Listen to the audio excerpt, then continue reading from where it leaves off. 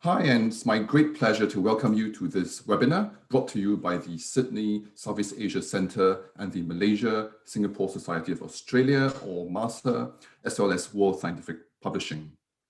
I'm Hoe-Yeong, and I'm really delighted to be joined today by Yee Jenn Jong, former Member of Parliament from the Workers' Party of Singapore, to talk about his recent book entitled Journey in Blue, a peek into the Workers' Party of Singapore. The Sydney Southeast Asia Centre is located on the Gadigal lands of the Eora Nation. On behalf of the Centre, we acknowledge the tradition of custodianship and law of the country on which the University of Sydney campuses stand. We pay our respects to those who have cared and continue to care for country.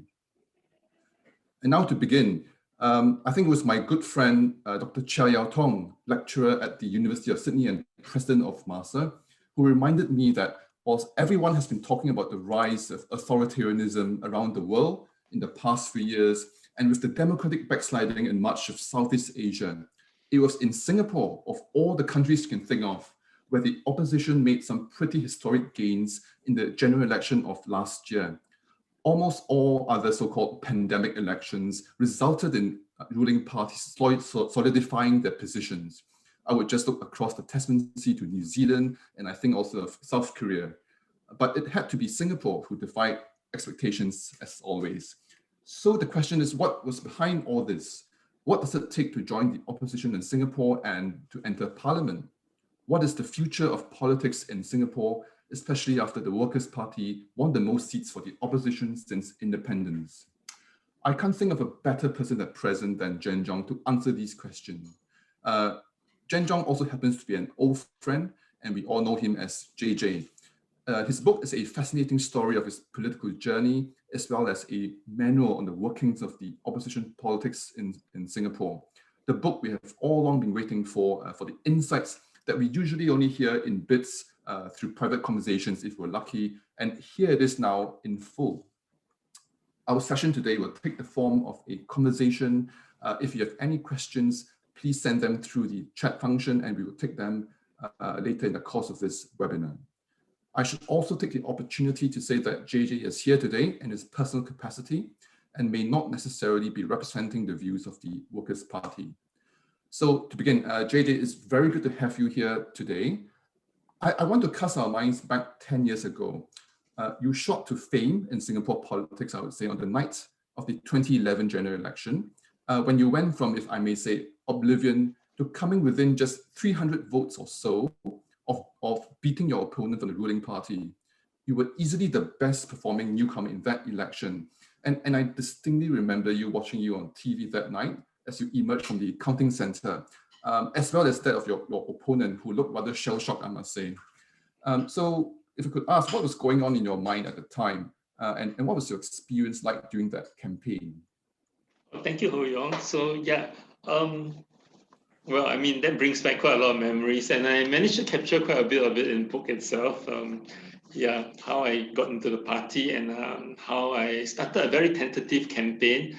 I didn't know what to expect because I was very new to politics, and I was a last-minute inclusion into the whole team. So, but as the campaign went on, I became more and more confident because the ground sentiments were good, and it was a very landmark elections in that year because Lau Kia and Cham Si Tong, they stepped out of their single seat to contest in the GRCs. So there were a lot of tensions on all these high-profile elections.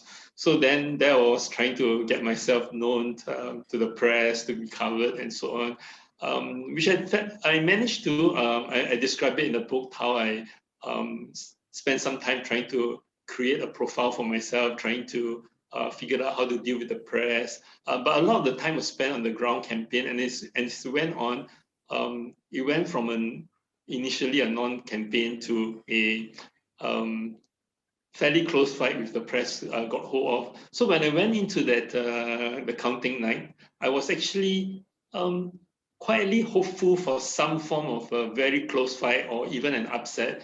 And when the counting started, there was a seesaw emotion because at some point it looks like I was leading, and then Charles was winning, And in fact, we were almost a level, but there was one of the polling district I didn't do well in, and that single district basically pulled down everything. So that's the 300 over votes that I lost in.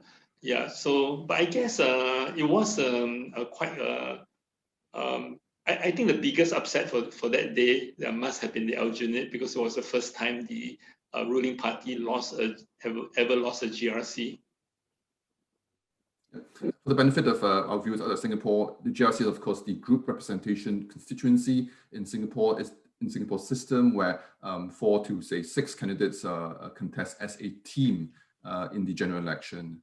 So JJ, your win was clearly no fluke, just to be sure, for you worked very hard, and also after the election, you entered Parliament as a non-constituency Member of Parliament, or NCMP.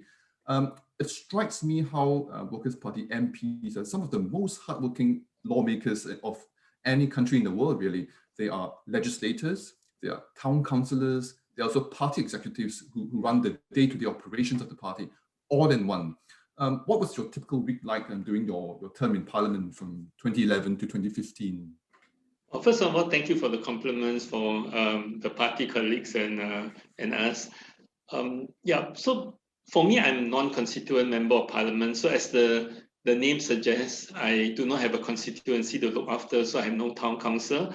But as you rightly pointed out, the MPs have actually 3 main roles. One is the town council work, which is actually managing a very large number of government flats to keep them in shape. Then there'll be the Parliament duties, the Parliament debates, and so on. And the last one will be more the grassroots, the party level thing. So all of us who have been elected into Parliament, we are expected to definitely hold some office and do additional party-related work. So for NCMPs, for those who are not familiar, we get 15%, 15% of an MP's allowance. So it's literally just an allowance. So many of us, we would have to do our day job as well. And the busiest part, I guess, when it comes to politics itself, will be the budget time. So the budget was just over in Singapore a couple of weeks ago. And during the budget time, which runs for 2 whole weeks, and it starts in the morning, say about 11 in my time. It starts around 11. It ends usually 7 p.m. or sometimes even 8 p.m. And the Workers' Party being small, we have to attend every meeting unless we have permission to be excused by the party whip. So that's a very busy time, getting ourselves ready with the speeches, with the asking questions and so on. So the MPs itself, those elected MPs, were even busier because they took over the Alginate Town Council at a time that the PAP did not expect to lose. So, those who have been following Singapore politics will know that there were challenges in the handover, there were challenges in the computerized system, which actually was owned by AIM, and then they could terminate with 1 month's notice. So that created a big uncertainty in the way the town council data will be managed. Then there's the managing agent for the town council, which were not willing to go on running it. So then, all the controversies surrounding it. So definitely there's quite a lot of things that was happening at that point when 2011, the Workers' Party won 6 elected seats and also 2 NCMP seats. So there was the adjustment to Parliament, the adjustment to town council work, stepping up in the party grassroots activities. On Parliament, if I may, Yee Jenn Jong, what you described probably is quite familiar to many people in Westminster-style democracies. But I think many in other countries may not appreciate how much the opposition has grown over the past 30 years. Because before 1981, I would just point out that there was no opposition in Parliament in Singapore for the 15 years before that. So this was actually a whole long process of building up ever since then to the present day. So on Parliament, JJ, your book presents many valuable insights, and as I've mentioned, it's sort of like a manual on the workings of the Singapore opposition, not in the sense of a boring manual, but in the sense of all this nitty-gritty details of how you have build up the opposition from scratch, literally. have been all in this book, so it's a very valuable book on how the Workers' Party have institutionalized and built up the opposition. On Parliament, how did you take on the government in Parliament, given that we always say that the government in Singapore has this army of bureaucrats, of civil servants doing the research for them, for speeches, and then marshalling a lot of data against the opposition, which the opposition has no control over. So how was the experience for you? Firstly, I don't see them as opponents to be taken down or anything like that. So I can speak for myself. So when, let's say I'm locked in on an issue, so I basically would first need data, and data can come from several forms. One is from asking questions in Parliament. The other one is that because I was looking after the certain areas that I was quite familiar with, particularly education, also on SMEs and so on. So I could talk to people with some knowledge about policy making, especially those who have left the ministry, about why certain things are done certain ways, so that I could analyze it and be better prepared before I go in to file the questions, so that I won't be filing in the blind. But of course, it's not always possible. And then the other one is that what I've learned is to sharpen my questions, because sometimes when you ask questions, some ministries will answer, give you pretty decent answers, but sometimes you get very vague answers, or it's a non-answer, so you have to learn to then start to frame it down and to prevent it from like being the answer being generalized until it becomes a non-answer. There is really no data or information that is useful at all. So so that's one way. For example, if you want to follow up on some issues, we need to first do some groundwork ourselves to understand what is it inside over there that we need to go and tackle, right? And then from there, decide whether the data I could even get from asking people around or filing questions, or in some case, I do my raw research. So for example, when I was pushing for student care, for every primary school that was student care, and the answer came back a bit lukewarm from the government. So then I went to do my own research. I actually personally called quite a number of student care centers to find out if there are vacancies. So none had vacancies. Some said they don't even bother to put on the wait list because they're so crowded. So I presented that data in Parliament. Actually, it just took me 2 days to do the phone call, but I presented that data. So tell me which school does not need student care if everyone that is already having student care is so full that there's not even possibility of putting on the waiting list. So your background, Jenn Jong, is for benefit of everyone here. You run an education business, so I think education is, sad to say, a big part of your interest, and you have also raised a lot of issues on education in Parliament. What are some other highlights for you in Parliament, whether it's the issues you have raised or some memorable experience in Parliament? I think the experience in Parliament, how I feel that for me personally, I would use Parliament is that Parliament is a good place to spotlight issues. So for example, if I wanted to spotlight on the student care or preschool, I was championing on preschool before the time that there was big changes there and there was a lack of preschool places. It was basically left to the private sector. The government did not have much hand in it other than grants and so on. So yeah, I put quite a lot of questions and spotlight on those issues. And well, I would say that, I wouldn't say that my pushing are exactly what would change the government to do something. Perhaps maybe they might have thought about it, or other people might have thought about it. But having the Parliament platform and being in the opposition, we can ask uncomfortable questions to spotlight some data. For example, one that I managed to spotlight was on foreign scholarship. Now, not that I'm personally against foreign scholars, but I think that they must come with the right quality. So I felt that at some point we were giving too liberally until we were giving full scholarships to people who couldn't even get an honors degree in Singapore. I mean, why would we be paying full flight and lodging and all their fees subsidies if they can't even get a good class honors? So I was pushing very hard on this issue, and I went a couple of times to force some data out, and the data when it came out looks very uncomfortable. Then the netizens took over, and I think when I checked with the people inside the ministries, I found that the numbers in foreign scholarships started to come down. So again, whether it's due to my pushing or they already planned to do it earlier, I wouldn't know.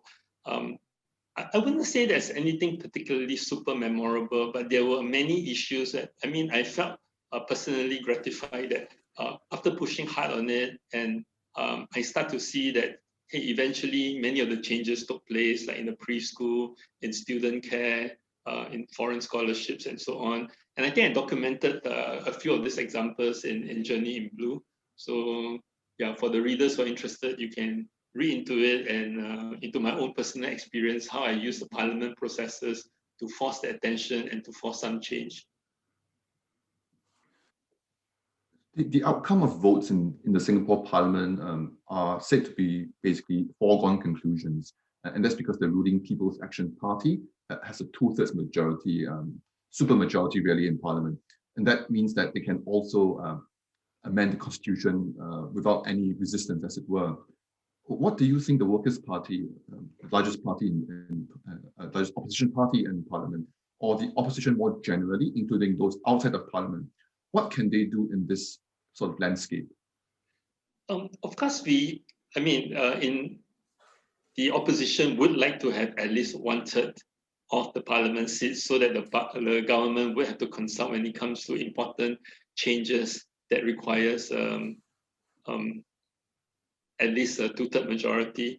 But having said that, even though the voting is a foregone conclusion, I mentioned in my book that the parliament is like a modern day gladiator arena, right? We don't fight with swords and sticks or whatever, but we fight with, or at least we spar with one another with words. So, and these are well covered in the press and social media these days, and also Parliament is now telecast live online.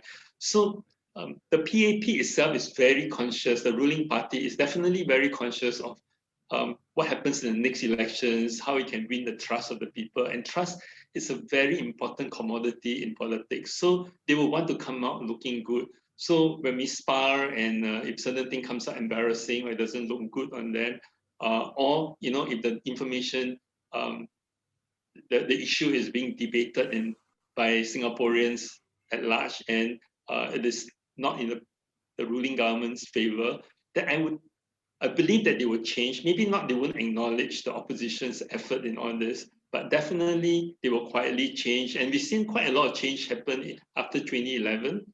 Yeah, so it's pretty obvious that in 2011 only 6 seats were lost. So what's the big deal? Out of then was 87 seats, so 6 seats out of 87. Yet to the PAP is a very big deal because the vote share dropped to historic low, and they want to stem the tide of the shift. So definitely they will respond. So even if the voting in Parliament is a foregone conclusion, but it doesn't mean that the ruling party has a blank check to go and do whatever they want. They have to be forever mindful of what happened in the next election and the next elections, how people will perceive them. To extend the gladiator analogy that you used, Jenn Jong, I think it's fair to say that it's been said very often that the government and opposition relations in Singapore is very much like a David-Goliath sort of battle. And we'll come to reasons later in the course of this webinar why we think that's the case, why the opposition finds it very hard to grow its roots in Singapore. We'll come to that a bit later. But hearing you talk, JJ, it seems that even though the opposition currently has not had that 1/3 fill of seats of parliament, right, which then leads to the PAP having a 2/3 majority, it seems then that what's going on, the dynamics that's really going on is that the opposition is sort of presenting a challenge to the PAP that if the PAP is not responsive to the people's needs or their what they want, that they might then therefore lose more and more seats. So that's the dynamic going on between elections. Would it be a fair characterization, you say?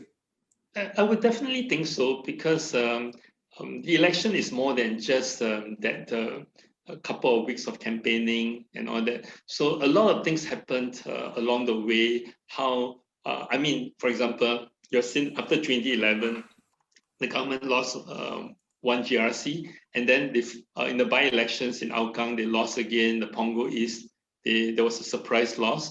So, but it will take time, but they want to stem this tide. And of course, 2015 was a good time for them to stem that tide with the death of Mr. Lee Kuan Yew, as well as the SG50. So But I would say that it's an ongoing process. Politics is not about just a point in time, but it's a continuation of governing the country and continuously winning the trust of the people. This very good point here, because we've just got a question here on that very point that you mentioned, just 2 or 3 points before that, which is that the warning that Lee Kuan Yew, first Prime Minister Lee Kuan Yew, gave in 2011 during the general election about voters and warning them that they would pay a price the hard way. But I think he meant a repent. I think that was the repent comment that Lee Kuan Yew made. If they voted, if LGBT voters voted in the Workers' Party in that election, what do you think of that whole situation? Was that what flipped the results in LGBT, or was it more going on in the background? I don't know. I mean, I wasn't actively campaigning, watching in LGBT and all that. I was watching more my campaign. But of course, definitely I knew many people were quite angry with that kind of comments. And I mean, I'm not surprised at all by the comment coming from whoever said it, because it's quite typical. But of course, we know that these days, especially the swing voters, the middle, the voters and all that, they tend to be quite, what do you call it, turn away when they see that the ruling party, for example, is very perceived to be arrogant, or not responsive. And what more if you make comments like this? Yeah. But I'm not sure whether that was what turned it. I think that, of course, the important thing is you have to see who are in that Workers' Party team in that particular election. And that was very critical, because then you had a fear of opposition wipeout when Lau Tia Kiang stepped out of Hougang, Cham Si Tong stepped out of Potong Pasir. So there's a chance that, there will be not a single opposition left. They will be back to the days that you mentioned, the 15 years before 1981. There's not a single opposition in parliament. So that is also a very big factor that I think changed quite a bit, because that was a very good team that they had there. Whilst we're still on the 2011 general election, we have another question here relevant to that from Stephen Oliver, and he says, greetings JJ, if I may. He says that I enjoyed the book and have assigned parts of it to my students. My question is with regards to your choice to enter politics and to associate with the Workers' Party in 2011.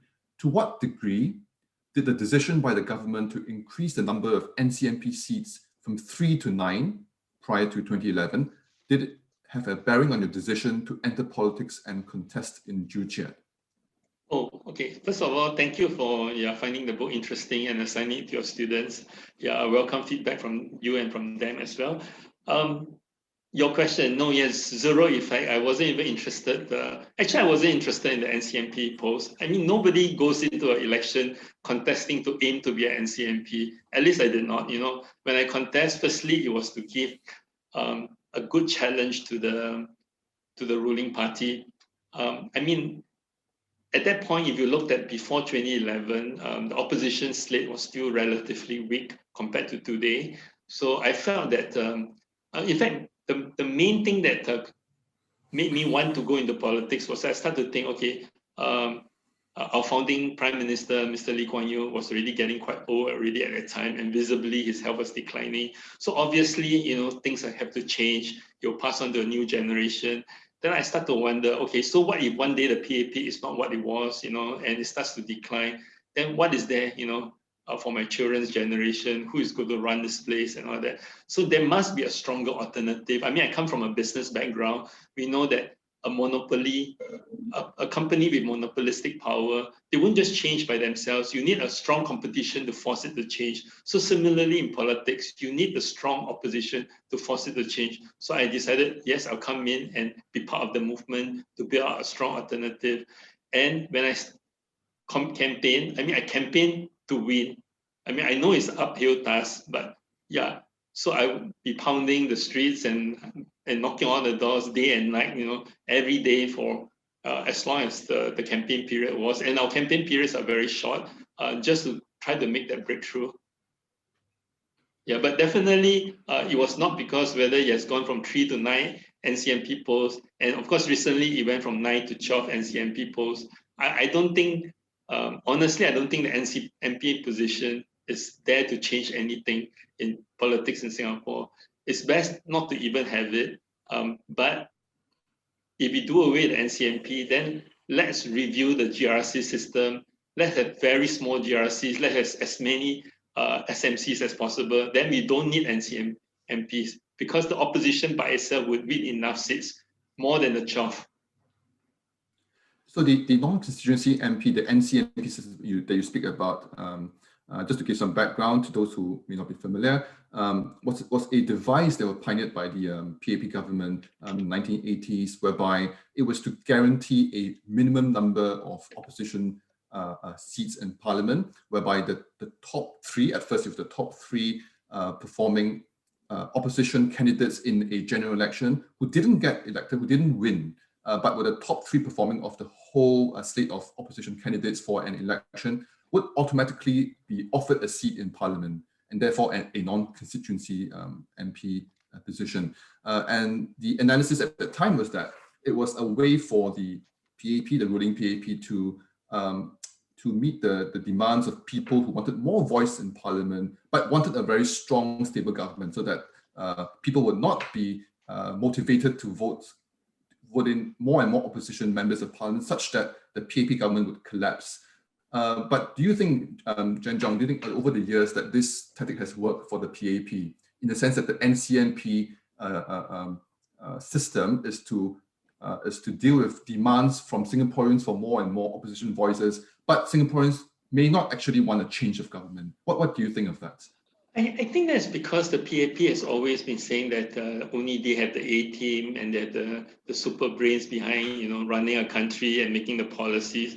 And of course, this is a perception that they want to go and tell the people, that, and also to tell them that look, you will repent, the rubbish will pile 3-story high in your constituency, things will break down, and so on. To me, I don't believe any of these things, which is why I joined the opposition. And I'm glad that, the voters in Hougang and Aljunied and have consistently stayed with the opposition, and also for one time, Potong Pasir as well. Of course, now even Sengkang has joined in.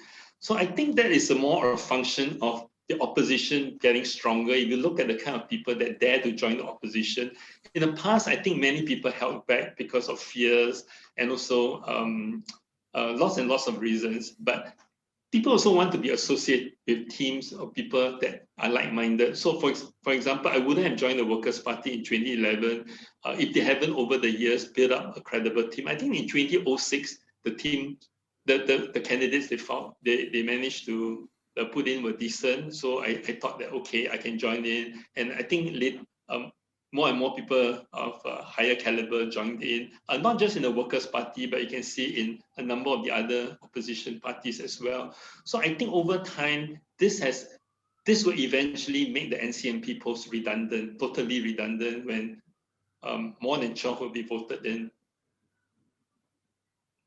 But people but I feel that people need to first have that confidence that, look, their constituency won't go down the drain. The value of their property will not go down. It has not gone down in Aljunied. It has not gone down in Hougang.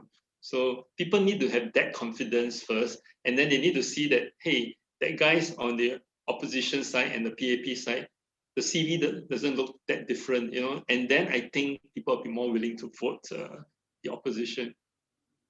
So do you think, JJ, that Singaporeans are actually watching very closely the Workers' Party performance in Parliament and also municipally before they perhaps vote more and more MPs in? Because the question that we have in many quarters is why does the People's Action Party have such a strong hold over Singapore over so many years, and they've been in government since 1959, basically?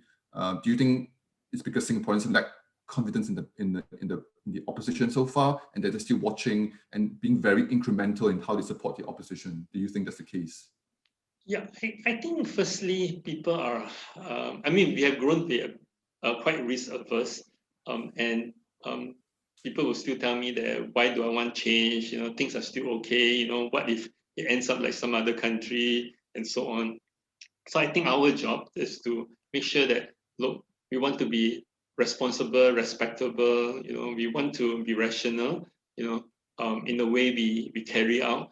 So I'm sure the elected opposition MPs know the burden that they are being watched, and nobody wants to be a one-term MP. As much as we can. Of course, the PAP will try very hard to find ways to win back. They are a very seasoned fighting machine, as I stated in the book. So sometimes we have a lot of euphoria. We think that, hey, there was a breakthrough in 2011, further breakthrough in 2020. But I'm sure the PAP will find its way to fight back as it did in 2015. So yeah, but definitely I believe the people who wants to be in opposition and want to be elected have to go into with a sense of responsibility that it's not just that area that elected you. The rest of Singapore is looking at and see whether this will collapse. Are you going to be performing credibly in Parliament? And of course, the PAP will say that, look, you guys cannot make policies and so on. To me, I find that this is, of course, what they're trying to paint. I do not think that policy making is something that's only unique to the PAP itself. The Workers' Party has shown that it's able to come up with our ideas as well. Let's go back to your book, JJ, and to the point and that after the 2011 election, then you were looking forward to the 2015 general election. And in that general election, 2015, Joo Chiat constituency, which you contested in, disappeared from the electoral map. Could you tell us what happened? Oh, I think you probably had to ask the EBRC, the Elections Boundary Review Committee. I mean, I'm no privy to why they made that kind of information, that decisions. The EBRC reports to the Prime Minister office, as everybody knows. So, the report is so thin, it doesn't even explain why, and you will say that it's because of demographic change. Then tell me what demographics have changed in Joo Chiat. Nothing has changed, Joo Chiat is still what it was in 2011 and 2015, very minor change. So nothing that necessitates a change. But of course, we know that the boundaries change, and they change just before elections. So I think in 2015, it was announced in July, end of July, and the elections was in early September. So it's literally 5-6 weeks, sorry. And that was all the time I had to decide, okay, so there's no longer Joo Chiat, I can't go back in. So I have to contest somewhere. So yeah, I described in the book that I stated my preference, and eventually I went into Marine Parade, and I didn't even have a team because I was campaigning and canvassing for the last 4 years based on Joo Chiat as a single seat. So I had to go and round up my team members within a very short time. And I described in the book how we managed to find a team member. What's the decision process like? Was it the party who assigned, or is it I choose? You basically can read about it in the book. So we have some very good questions coming in, but before we open up to more questions, I have one point to ask you, Jenn Jong, and that is that researchers on Singapore's opposition parties have always talked about this very particular conundrum that they face. And I think it was Professor Hussein Muttalib, since retired from the National University of Singapore, who was a pioneer of research on the opposition in Singapore back in the days when it was still very much a taboo research topic. And he said that this is the conundrum facing the opposition. If the opposition in Singapore is too radical, the vast majority of voters would be turned away because they're generally quite contented compared to other countries with their government. But if the opposition in Singapore is too moderate, the PAP's technocratic superiority in policy making will easily beat them. And here I'm thinking of the comments you made about the time in Parliament where the government has access to all this vast amount of data to sort of counter the Workers' Party's arguments. As a result of this, the Workers' Party in Singapore now has been dubbed a PAP-like party, in the sense that it is very much like the PAP, but just with a bit of a tweak here and there, not very different from the PAP.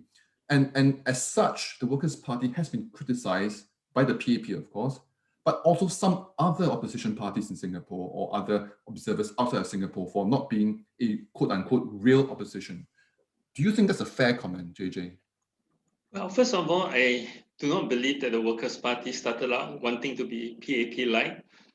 The party, firstly, is shaped by the people inside, especially the key leaders. So when Mr. Lau Kia Kiang took over as the Secretary General, and based on his belief, and he tried to shape the party in the way he wanted it to be, a more responsible, rational kind of opposition that will be able to engage the government. But I mean, basically, his stand on policies happened to straddle the middle, maybe middle left, So, and over time, of course, we start to attract people that think likewise, and more people join in, and that shapes the way the party is. So, the Workers' Party definitely did not start out wanting to be PAP-like, but if it's turned out to be perceived so, then so be it. We don't make any apologies for being what we are in our policy positions.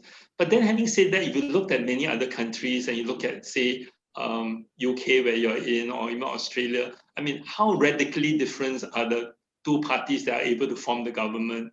So, I mean, of course, you can see that some are more to the center, more to the left, more to the right, but how radically different, it is not necessarily very radically different.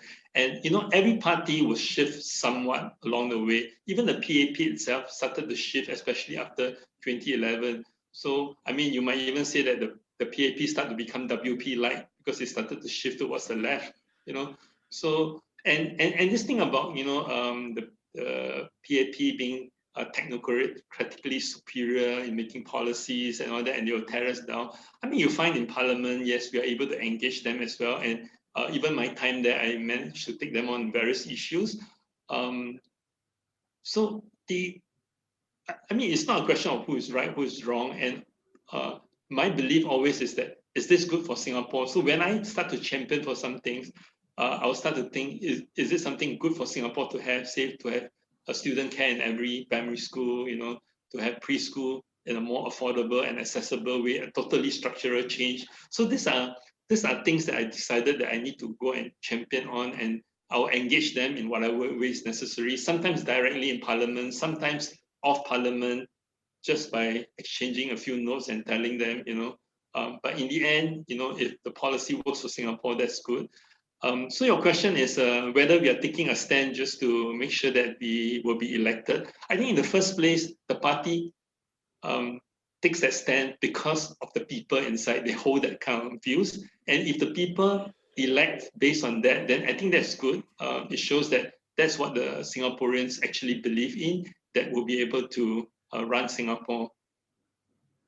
Yeah, that's an interesting point, JJ. And I recall, obviously, our discussions on this issue. You're right about the UK, because I can share very quickly here, for context, that the opposition Labour Party here in the UK, where I am currently now, is having this whole debate internal debate, because they lost the most seats in 70 years at the last general election, and they were criticized for being very radical left-wing in terms of their manifesto. You may or may not agree with their manifesto, but that's a separate issue, I would say. But tactically speaking, that lost the opposition Labour Party a lot of votes in England, but also in Scotland and Wales. And therefore, they're talking about moderating their stance in order to meet the median voter and what he or she wants. One more question before I open up to the floor. Jenn Jong, in your personal opinion, what is the goal of the opposition over the next few years, over the next few general elections also? What do you think should be the strategy? Is it to form a new government within, say, 3 elections? Or is it to just chip away at the PAP's lead? I think firstly, as you mentioned at the start of the show, I don't speak for Workers' Party. I definitely don't speak for the opposition. What I have observed is that definitely there's more scope now for the opposition to make breakthrough. And I think one of the very interesting observation is that, okay, if you look at the 2 breakthroughs that were made in 2011, Alginate was won, but then Alginate was won because there was Lau Kia Kiang, Sylvia Lim, and he put together the best possible combination into one area and to try to win. And so that breakthrough was made. But in 2020, the Sengkang team without any well-known politicians then, without any experienced politicians who has held seats before, a young team can take down 3 political office bearers. So I think that shows that there is definitely that opportunity for somebody who's new to come together, whether to win in a single seat or a group seat. Of course, many other conditions have to be there. And the party branding, I would say, is very, very important. So Workers' Party is a very strong brand in opposition politics. So I think definitely the ability to continue to chip away and win seats are there. Of course, opposition want to set goals, maybe to win 1/3 and so on. But a lot still depends on the situation, on how willing people are to change. And also a lot depends on the PAP itself, right?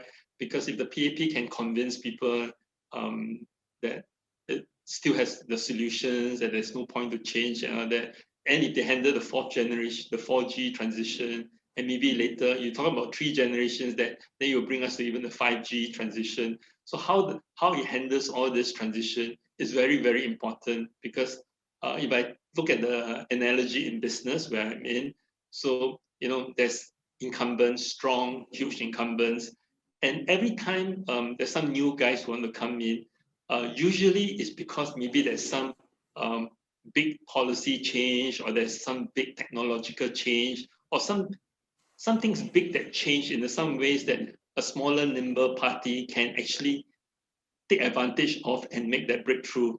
So the incumbent itself must be able to respond. If they can't respond, or they handle their own transition poorly, then I think that just leaves more opportunities for the oppositions to not just chip away, but even make a major breakthrough.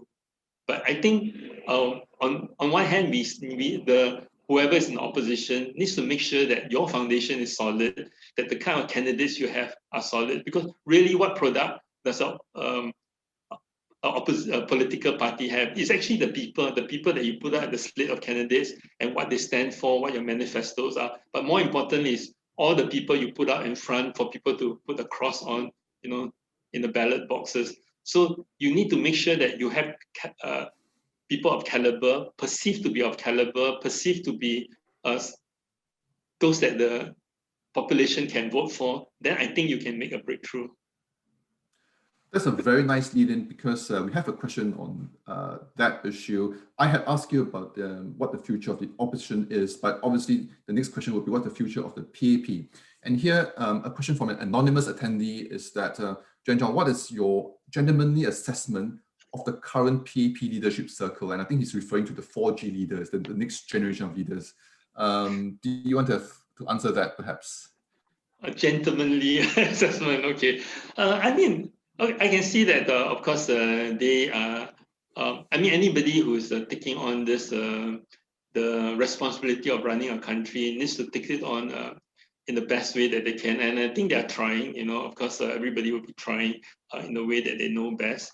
But it's more important is how Singaporeans perceive them, and how people are confident that they're able to lead Singapore in a way that we are familiar with. And also the challenge is that the world is changing in such a rapid pace that sometimes whatever works in the past may not work in the future. And that's also something that actually I worry for Singapore, and worry for the way we run and the way we educate our young people, is that we are very reliant on tested formulas, tested methods, which sometimes I feel that we are just trying to rely on that. But sometimes we need to really change our mindset to think like, where are the next big opportunities? How do we get there? And sometimes it's not necessarily more of the same, because while our education system is good, yet they're not training people to be very resilient or very, risk adverse, to be able to try bold new things, which may be what's necessary to succeed. So back to the question of the 4G. I mean, I'm not in the best position to judge them, but I would have liked to see, them even daring to go beyond textbook solutions in many issues. We have a question from Luke Turner, and he asks, do you think that the opposition parties in general would have better success at winning seats if Parliament were made up only of SMC. So if Parliament were only single seat contests as opposed to the group representation constituencies that we spoke about. Of course, I should first point out before I hand over to you, Jenn Jong, that in the last election last year, the greatest gains came actually from a group constituency place. So, any comments on that? We have the opposition, Jenn Jong, if the whole slate of constituency will be all single seats. Yeah, actually, Hoe-Yeong, you made a very good point, and I was going to say that as well. That in the past, where the GRC has been configured in such a way that it's meant to be a fortress. It's meant to keep oppositions away, and we'll just give you like maybe 9 single seats or 12. I don't know how many it was the last round, but not many. Most are in the group seats, and you'll always be 1 or 2 ministers in a seat, and that was PAP's a way of like securing a fortress. So of course the first fortress fell in 2011, and the next fortress that fell in 2020 actually fell to totally new politicians. Well, I mean, He Ting-Ru had 1 round with me in 2015, but the rest were totally new, and none of them were elected MPs before. It was unlike 2011. And as you rightly pointed out, West Coast came very close to losing, so did East Coast, even with the DPM being on the PAP side, being there in the last minute. Of course, you had some single seats that did well, like Bukit Panjang and I think Bukit Batok. I think Dr. Ang also did reasonably well. So you can see that the GRC is not necessarily the fortress it is today, because the opposition has firstly managed to assemble more and more people that can match what is on the PAP slate. And secondly, people have seen the doomsday scenario that the PAP painted about Alginate, that you will repent, you have 5 years to repent. It's 10 years now, they're still not repenting, So yeah, and you'll be 15 years the next round. So next, of course, will be Sengkang. I think as long as things are being run reasonably well, people can look at the scorecards, whatever scorecard, whether it's the HDB published scorecards, and more importantly, it's the people living there themselves, right? Because I believe that many of the issues in Alginate initially was to tell the people in other areas, look, do you want that mess? But question is, what mess? You ask the people in Alginate, is there mess? Well, if there was mess, then why did they vote the Workers' Party back in 2015 when it was the condition was so right for the PAP to make a clean sweep. It was right for them to to take back even Alginate, but they couldn't manage, although they came very close. So I think today, it'll be quite interesting. But of course, definitely there'll be a lot more vulnerability, and especially to the PAP, because there will be some individuals who are good, being able to chip away. So you may end up, instead of a big loss in a GRC, you might end up with many other small losses if it has been SMCs. But whether that many small ones will be equal to 1 or 2 big ones, we wouldn't know.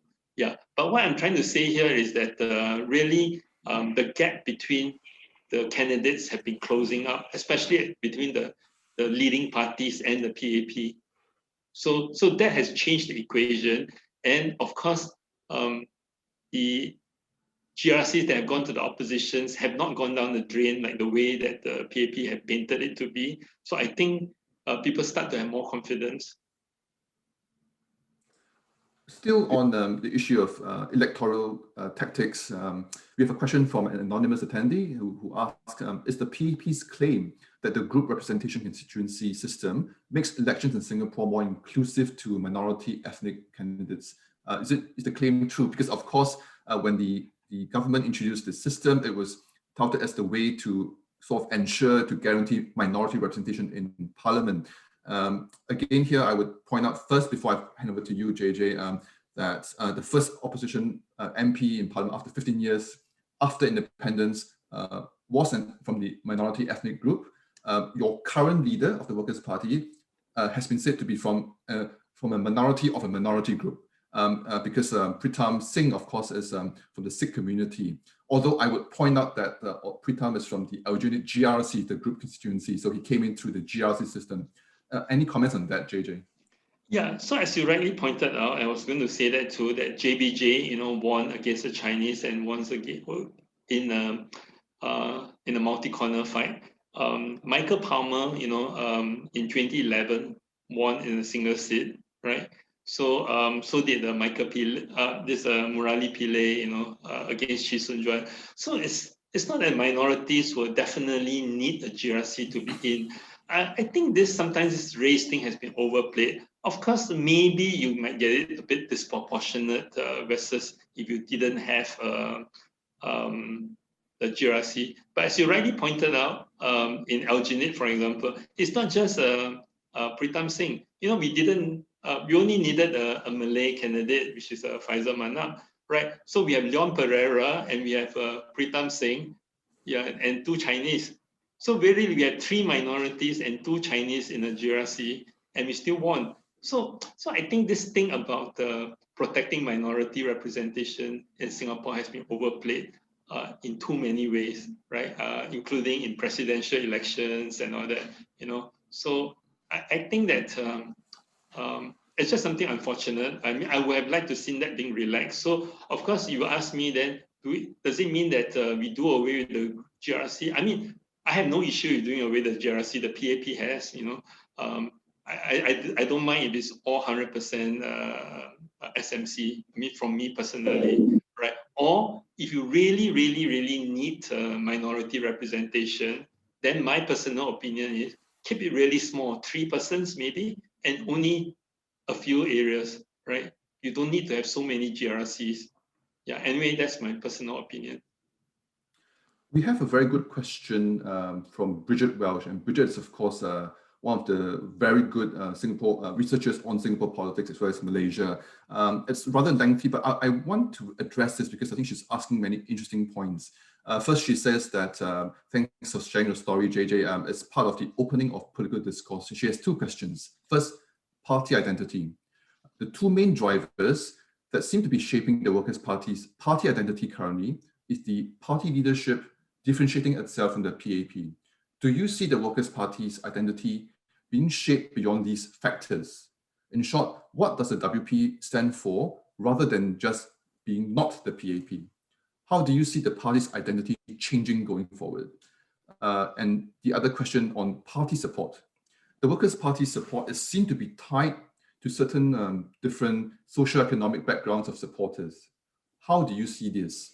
And which groups of Singaporeans are more inclined to support the Workers' Party than others? Does the Workers' Party have a strategy to address gaps in support amongst different Singaporeans, for example, the Malay community, new citizens, and so on? Very many questions there. I'll leave it to you, JJ, to answer. Okay. Well, thank you. Interesting question. So the first is our identity. How do we make ourselves to be something stronger than brand than not being the PAP?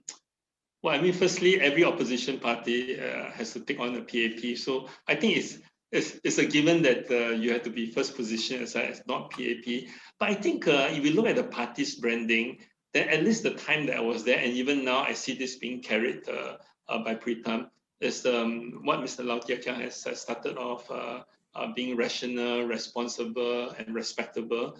I think this is something that is quite ingrained in the party now, that if you want to be successful as a party, whether in opposition or even later, if we have the chance to be in government, you first need to have these basic ingredients, right? So this is what I know Mr. Lau has started with, and Pritam is carrying on with these policies.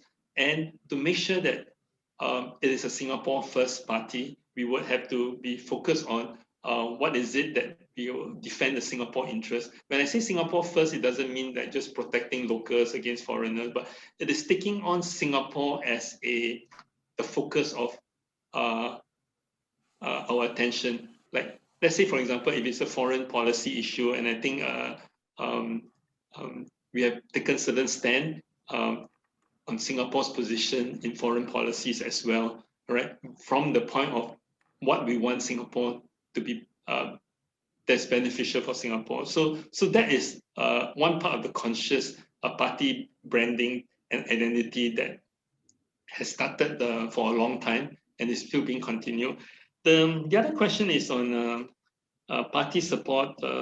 Actually, I'm not so sure how true that is because firstly, I never do any personal study on looking at, for example, how the people who are different socio-economic background, whether the poor or the rich or the middle class, how they support, or from different races. But I would say that my own experience, just generally looking, is that it's quite well supported as long as you can have the trust of the people that you're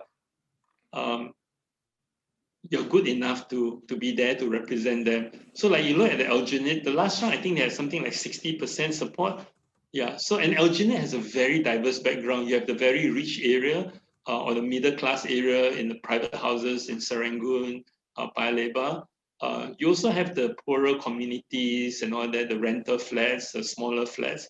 And I think from what I understand, the support has been quite even. So when I contested in Joo-Chiat was at that time like 98% private properties.